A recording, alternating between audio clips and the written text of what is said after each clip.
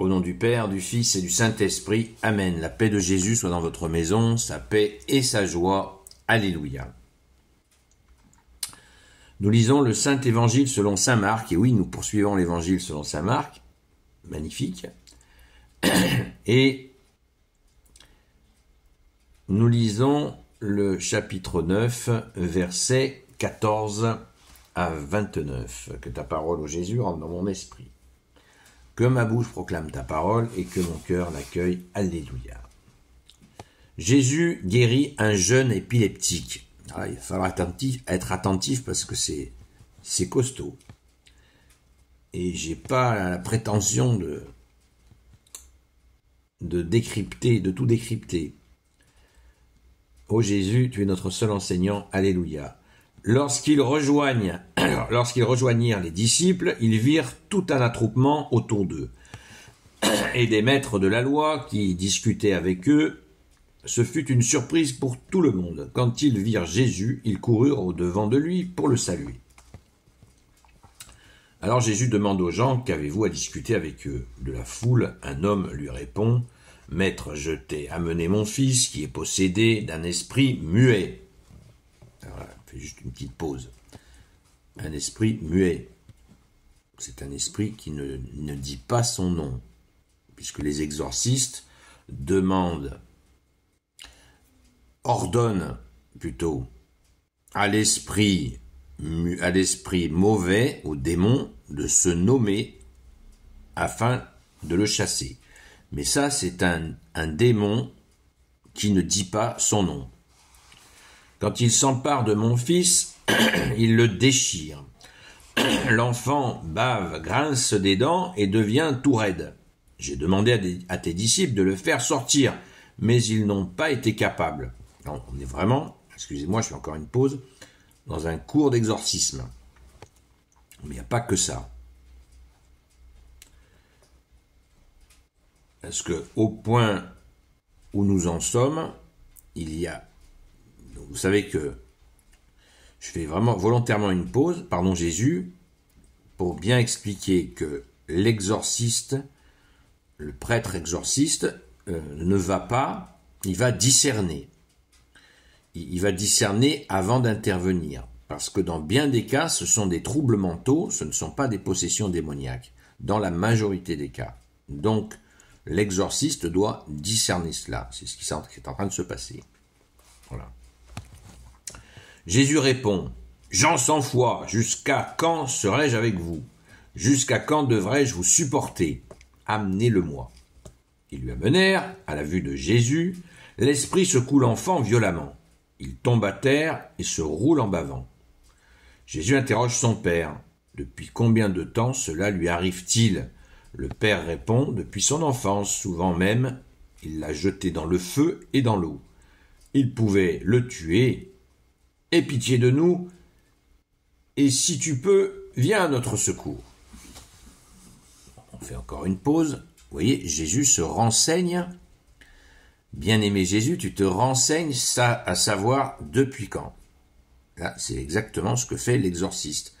Il discerne, l'exorciste à la suite de Jésus, il discerne si effectivement il n'y a pas un désordre mental en même temps.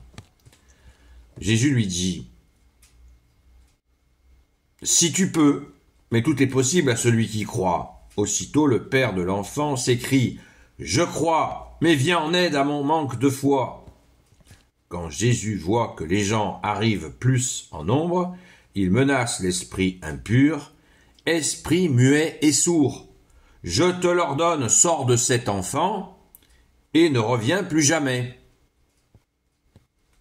Phrase que disent les exorcistes.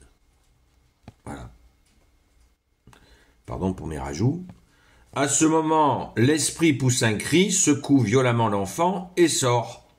L'enfant était resté comme mort et plusieurs disaient « Il est mort ».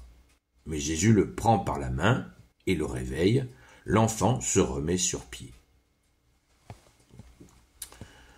On fait encore une petite pause avant de terminer la lecture. Donc, on a les différentes étapes qui montrent qu'il y aurait les deux désordres.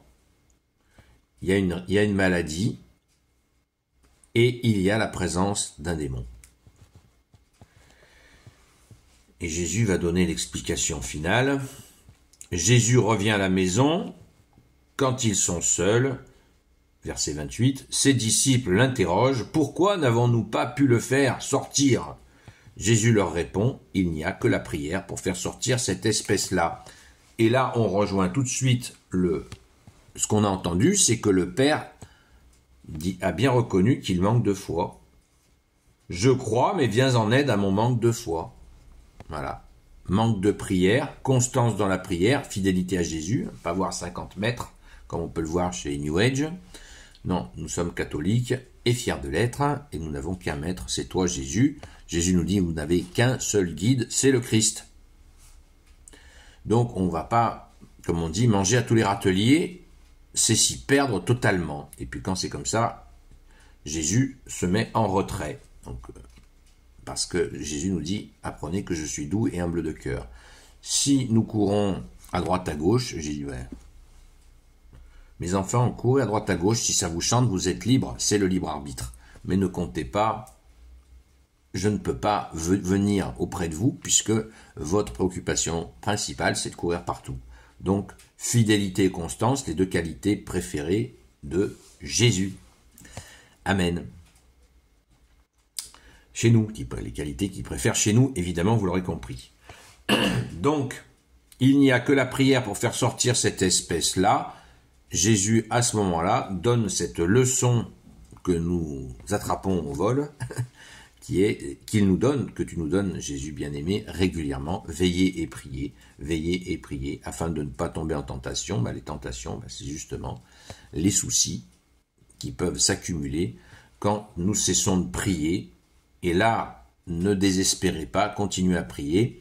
Et même, il y a la notion de jeûne dans la prière, qui, bien sûr, peut accompagner, approfondir la prière. Ça peut être utile, mais on ne fait pas de publicité.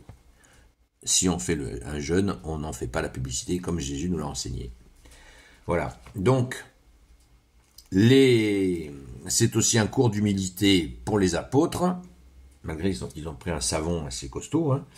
Jésus leur dit, combien de temps vais-je rester Verset 19, Jésus répond, Jean sans foi, jusqu'à quand serai-je avec vous? Jusqu'à quand devrais-je vous supporter?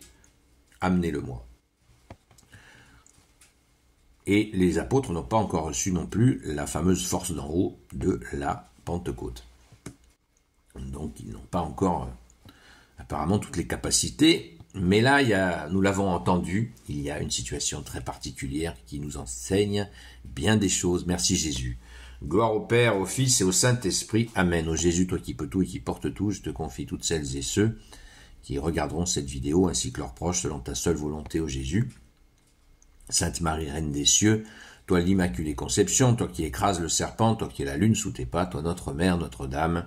Saint Joseph, toi le juste et le saint, toi le sage, toi la terreur des démons, toi le saint gardien de la Sainte Église catholique apostolique. Sainte Marie-Madeleine, notre chère sainte patronne. Et vous, tous les saints et saintes amis de Jésus, Saint Michel Archange, Saint Gabriel Archange, Saint Raphaël Archange, et vous tous les anges qui servez Jésus, je vous confie toutes celles et ceux qui regarderont cette vidéo, ainsi que leurs proches, selon ta seule volonté, ô Jésus. Je vous donne rendez-vous donc à ce soir, sur la chaîne Seul Jésus Sauve sur TikTok, de 20h à 22h, comme d'habitude. Ce week-end, il y a eu des petits décalages, enfin depuis vendredi soir, quelques petits décalages, mais on a maintenu le rendez-vous. Merci à celles et ceux qui ont participé, soyez bénis. On a prié pour les absents, malgré qu'ils aient toujours tort. Donc voilà, rendez-vous tout à l'heure, à la grâce de Jésus. Je reviens quelques instants sur cette situation très particulière. Ce que nous venons d'entendre, c'est vraiment un cours d'exorcisme. C'est vraiment un cours d'exorcisme qu'il nous faut vraiment intégrer et vraiment prendre conscience, je le répète, que la plupart des gens qui vont voir des exorcistes, eh bien l'exorciste discerne qu'il y a un désordre mental.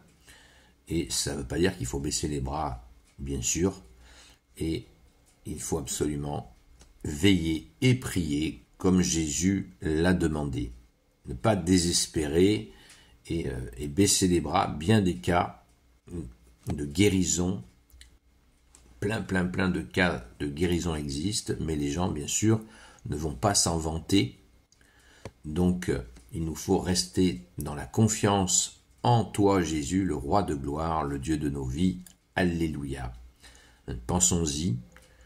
J'ai personnellement côtoyé un prêtre exorciste et il m'a expliqué toutes ces choses-là. C'était vraiment très intéressant.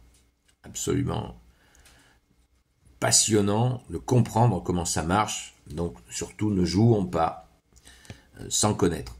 Mais rien ne nous empêche, au contraire, Jésus veut que nous nous formions à connaître ces choses-là. Ça s'appelle le discernement. Et seul Jésus peut nous donner le bon discernement, puisque Jésus est notre seul enseignant. Tu es notre seul enseignant, bien-aimé Jésus. Donc ne soyons pas feignants, apprenons, cherchons à apprendre, soyons curieux, et surtout pas pressés. C'est pas au nom de Jésus, démon, je t'ordonne de sortir de là. Non, c'est pas comme ça. Jésus le fait, oui, vous l'avez entendu, les exorcistes le font, mais on s'improvise pas. On ne s'improvise pas comme ça. Ça demande beaucoup de discernement, de prière et d'écoute de Jésus pour comprendre ces mécanismes qui sont complexes. Mais la prière, soyons constants, fidèles et constants, comme le souhaite Jésus. À très vite.